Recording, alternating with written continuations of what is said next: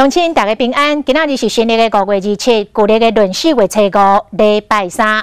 后来经济部来宣布，6月初1开始翠暗解禁，中央内销甲外销，结果是来带动一寡翠暗概念股的股票，像这个翠暗不织布的厂商恒大甲康纳香，这个股票拢起袂少。若做夏温情的热映，甲研发着疫苗的国光生物科技，嘛拢受到注目。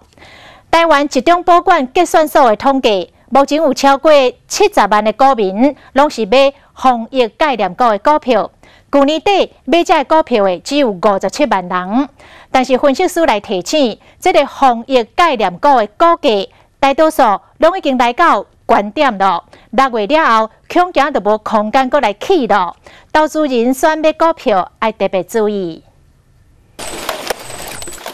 防疫的必需品，台湾作为翠暗海外拢受真抢，连带翠暗的概念股嘛有够抢。翠暗不织布的厂商恒大今年以来已经起788%，康纳香嘛起316%，生产电子导针的日用甲研究疫苗各公司嘛未少股民投资。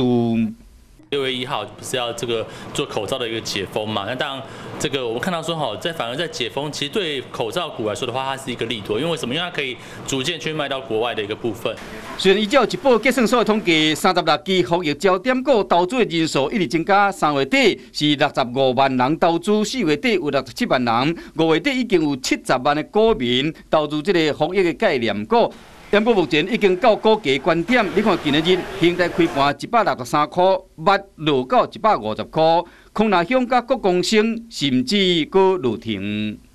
那么多倍的一个情况之下，你再去做一个追加，我认为是风险相对是比较高。分析师提醒讲，防疫概念股的股价大部分拢已经到关点嘛，6月后想要搁大起，袂遐简单，投资人一定要特别小心。